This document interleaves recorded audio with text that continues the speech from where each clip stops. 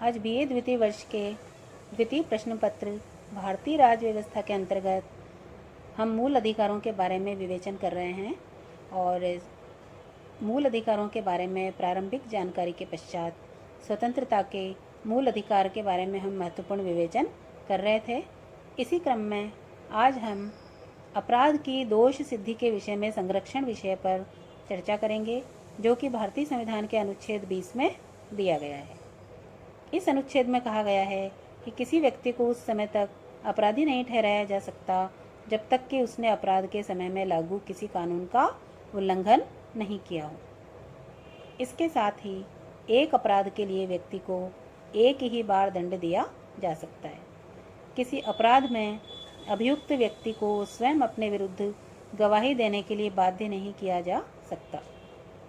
इसके पश्चात प्राण और दैहिक स्वतंत्रता का संरक्षण, जो कि अनुच्छेद 21 में दिया गया है, इसमें जीवन के अधिकार को मान्यता दी गई है। इसमें कहा गया है कि किसी व्यक्ति को उसके जीवन तथा दैहिक स्वाधीनता से विधि द्वारा स्थापित प्रक्रिया को छोड़कर अन्य किसी प्रकार से वंचित नहीं किया जा सकता। सर्वोच्च न्यायालय ने भी 1997 में अपने एक महत्वपूर्ण निर्णय में कहा था कि जीवन के अधिकार में आवास का अधिकार सम्मिलित है। अगले क्रम में यदि हम देखें तो अनुच्छेद 21 क में शिक्षा का अधिकार भी दिया गया है। 86वें संवैधानिक संशोधन 2002 के द्वारा भारतीय संविधान में अनुच्छेद 21 क शिक्षा का अधिकार भी जोड़ दिया गया है। इस अनुच्छेद के अंतर्गत ये कहा गया है कि राज्य 6 से 14 वर्ष तक की आयु के सभी बालकों की विधि द्वारा निर्धारित प्रक्रिया के अनुसार निःशुल्क और अनिवार्य शिक्षा की व्यवस्था करेगा।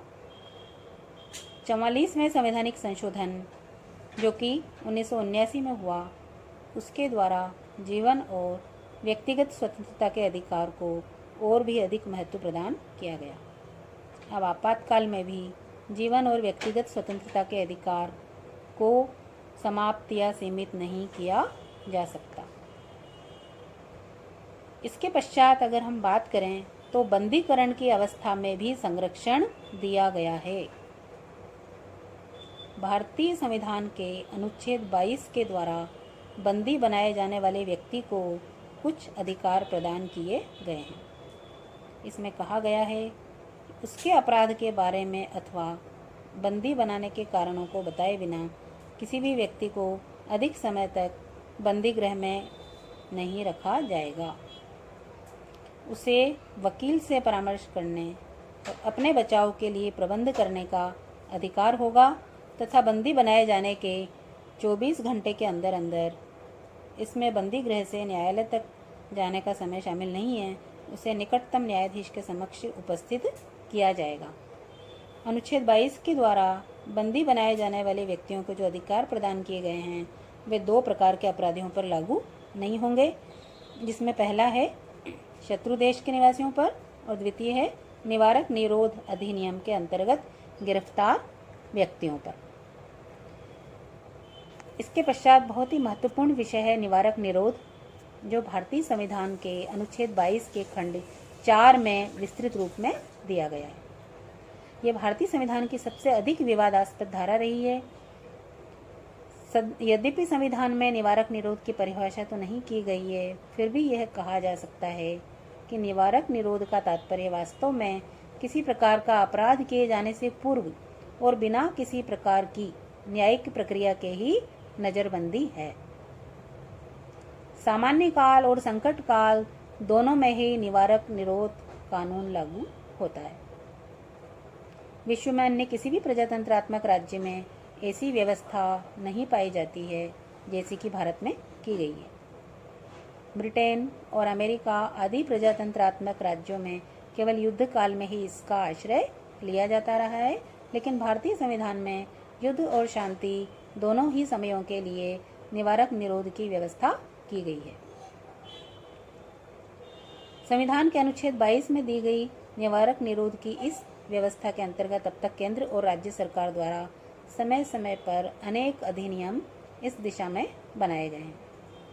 केंद्र सरकार द्वारा बनाए गए जो प्रमुख अधिनियम हैं उनमें प्रमुख है पहला, निवारक नज़रबंदी अधिनियम 1950 से 1969 तक लागू रहा। दूसरा, आंतरिक सुरक्षा व्यवस्था अधिनियम या मीसा जो 1971 से अप्रैल 1979 तक लागू रहा।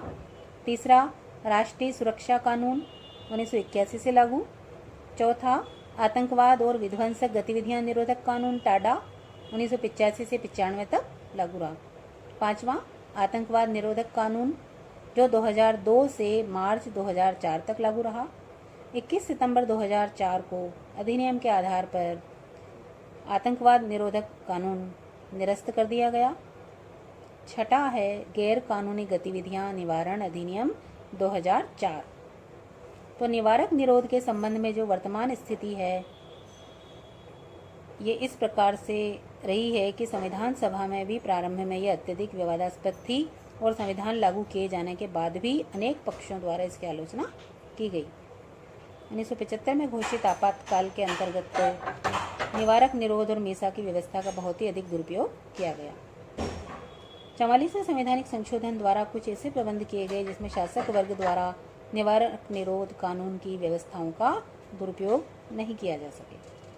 1971 में जारी किया गया आंतरिक सुरक्षा अधिनियम मीसा 44वें संवैधानिक संशोधन के प्रतिकूल था और इस कारण अप्रैल 1979 में यह स्वतः ही रद्द हो गया। तो इस प्रकार से निवारक निरोध कानून के पश्चात हम बात करते हैं राष्ट्रीय सुरक्षा कानून की।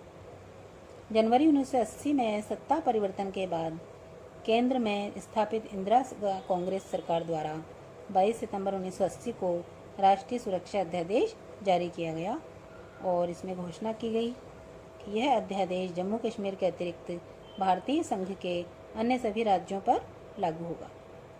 फरवरी 1981 में इस अध्यादेश को कानून का रूप दिया गया और राष्ट्रीय सुरक्षा कानून निवारक निरोध की व्यवस्था ही है। तो इस प्रकार से आज हमने स्वतंत्रता के मूल अधिकार के अंतर्गत अपराध की दोष सिद्धि के विषय में संरक्षण, प्राण और दैहिक स्वतंत्रता का संरक्षण, शिक्षा का अधिकार, बंदीकरण की व्यवस्था में संरक्षण और निवारक निरोध के बारे में चर्चा की। आगे के अध्यायों में हम अभी मूल अधिकार के बारे में ही चर्चा करेंगे क्योंकि ये बहुत ही विस्तृत और व्यापक विषय है। धन्यवाद।